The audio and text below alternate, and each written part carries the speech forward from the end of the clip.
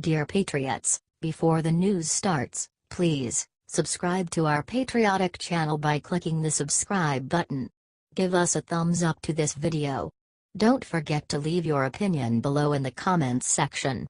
Share the news on Facebook and Twitter so your friends see it. Thank you. Right after revealing heartbreaking disease, Ivanka looked into camera and did the incredible. Ivanka Trump has dealt with many challenges through the campaign trail, the election, and living as an integral part of the first family. Include her responsibilities as a loving wife and mother of three, and it's hard not to be impressed that she's been able to keep such a pace. Unfortunately, many of the world's most stable and healthy women lose the fight against postpartum depression. The first daughter, who's married to Jared Kushner, explained the debilitating disorder left her feeling like she was letting everyone down. During a taping of the Dr. Oz show, Ivanka revealed that she had suffered postpartum with each of her three children, Arabella, 6, Joseph, 3, and Theodore, 18 months. It was a very challenging emotional time for me. Unsurprisingly, the most difficult symptom for Ivanka to handle was feeling useless. I felt like I was not living up to my potential as a parent, or as an entrepreneur, or as an executive, she told Dr. Oz. I had such easy pregnancies that in some ways the juxtaposition hit me even harder. But what Ivanka did next stunned the viewers and even Dr. Oz. The first daughter sent a message of hope to all women in the world who have been afflicted by this horrible disorder. It's incredibly important, and look, I consider myself a very hard-charging person, Trump said. I am ambitious, I'm passionate, I'm driven, but this is something that affects parents all over the country. She's not kidding, either. Postpartum depression affects 1 in every 8 women, with oftentimes severely devastating symptoms. The unbelievable thing is how Ivanka could continue to be such a high-energy person with so much sadness and exhaustion. But we haven't seen different from any member of the first family, and President Trump continues to showcase a different level of energy in the White House. Most importantly, however, is the level of selflessness from Ivanka Trump. She had no reason to air her personal issues with the world, but did so in an attempt to educate and support. These are the real problems that face real Americans daily, and I for one stand up and applaud Mrs. Trump for speaking out for those who can't. Are you proud of Ivanka? Tell us what you think and then share this beautiful message with the world. Sources: Fortune.com.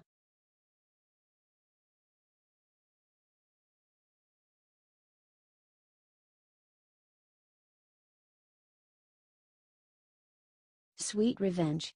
After Hollywood bashed Trump at the Emmys, he turned around and crushed them with this brutal response. The 2017 Emmy Awards were disgusting to say the least. The entire event turned out to be one big Trump-bashing fest. Our president was called a racist, a bigot and a sexist by some of the biggest names in Hollywood. Donald Glover even blamed President Trump for making black people the #1 most oppressed group. Someone needs to remind Mr. Glover that Democrats are to thank for that one, not Trump.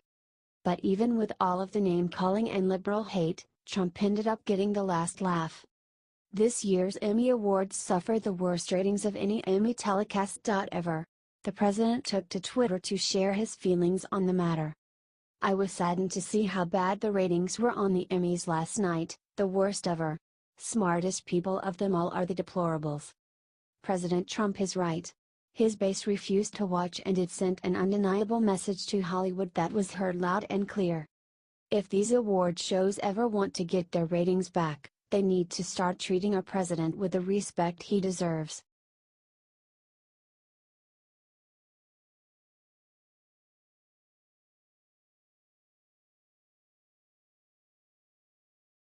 Trump did something insane to save a country from Saudi Arabia and nobody said a word. It's clear to everyone at this point that President Donald Trump is absolutely hated by the media. So much so, apparently, that he went and saved an entire country and we're just now finding out. In case y'all were unaware of this, not that long ago Saudi Arabia and the UAE were blaming all the recent terror attacks on Qatar. It actually got so bad that they were gonna do a joint military campaign to take out the Qatari government. That's when Trump stepped in. The president got the two countries to agree to withhold any major military actions, saying it will cause a border crisis with all the newly homeless families. The one condition is he himself would negotiate the terms. And yesterday what did he do? Trump met with the Emir of Qatar, Sheikh Tamim bin Hamad Al Thani, on Tuesday, where he said, "It's my great honor to be with the Emir of Qatar. We've been friends a long time. People don't realize that. We've known each other for a long time.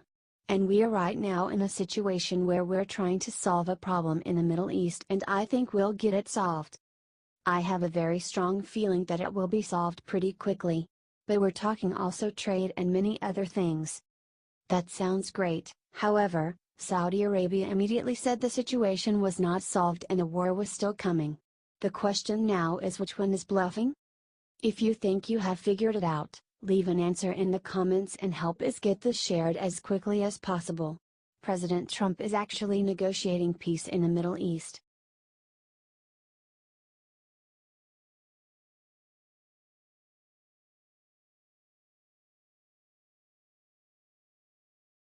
Right after her big interview, Trump destroyed Hillary Clinton with a one monstrous sentence. "I was hoping not to have to bring her up again, but this time it was just too darn amazing the way President Trump took down Hillary Clinton this morning." So last night she was flying high after a softball interview on Stephen Colbert's show. She talked crap on the way Trump handled North Korea and even tried to give him tips on how to handle it. That's when Trump decided enough is enough.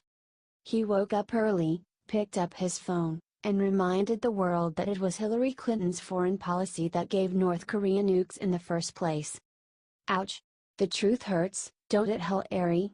All of America think you should go crawl back into that dungeon you came from and not come back in public or political life, ever. The president clearly wants to humiliate her back to where she came from, so help him by sharing this everywhere.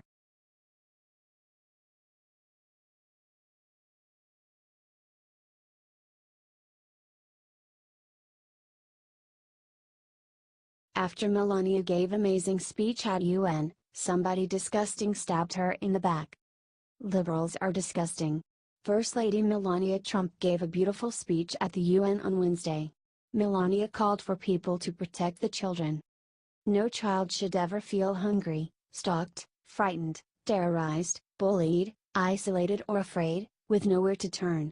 We need to step up, come together, and ensure that our children's future is bright, Melania said at a luncheon in New York. Liberals immediately attacked her for President Trump's bullying, mainly referring to internet memes he posts. Liberals then immediately attacked Melania Trump for the bullying that they think Trump does. The left has no sense of humor anymore. It is awful. Share this if you support our First Lady and aren't ashamed. We have to fight back against the wickedness in this world perpetrated on children.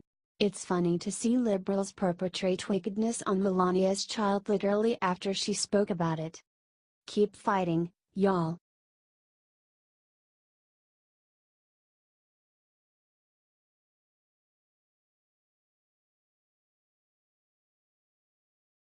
After liberals trashed the Obamacare repeal bill, Trump fought back and said two words that changed everything. For the last few days, a new Obamacare repeal bill has been picking up steam around the Senate. It looks so promising, in fact, that liberals have been relentless on attacking it. They keep claiming that it will force people with pre-existing conditions off their insurance and kill them as a result. Except for one problem. They are dead wrong. Now President Trump has shown up himself to fight back. Tonight Trump announced to the world that the bill does protect people with pre-existing conditions, or else he would not sign it. Since day one of his campaign, Donald Trump made it clear he cares about people with those conditions by declaring he did not want to just repeal Obamacare, but instead repeal and replace it. It was interesting that President Trump then decided to defend the intentions of one of the authors of the bill, Senator Cassidy, while leaving Lindsey Graham out. To be honest with you all, I have a pre-existing condition and benefited from the insurance protections long enough to be able to start my business and pay my own way. However, since then Obamacare has collapsed and failed in every possible way. Trump's concern for this was always important to me, and I believe he will hold it. If you agree that Trump really does care about the American people, help him share his message to everyone so they can see the truth about the Obamacare repeal.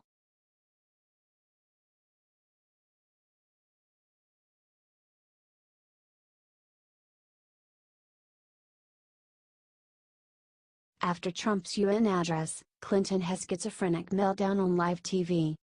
Hillary Clinton won't go away, and now we know why. In her head, she's still pretending she's president. During an interview on The Late Show with Stephen Colbert, Clinton was asked whether she saw Donald Trump's spectacular address to the UN. She claimed that she had. Then it got weird. Clinton suddenly began to her own UN address to the Colbert audience. We view this as dangerous to our allies, to the region, and even to our country. We call on all nations to work with us to try to end the threat posed by Kim Jong-un, Clinton began. We will not tolerate any attacks on our friends or ourselves, but you should lead with diplomacy. You should lead with the commitment to try to avoid conflict however you can. This poor, confused woman. She can't accept that she lost, so she's planning fake addresses to the United Nations and giving them on late-night TV. How sad. Share and comment go away. So that Clinton finally realizes that no one cares. She's not president, she needs to sulk away like the many losers before her.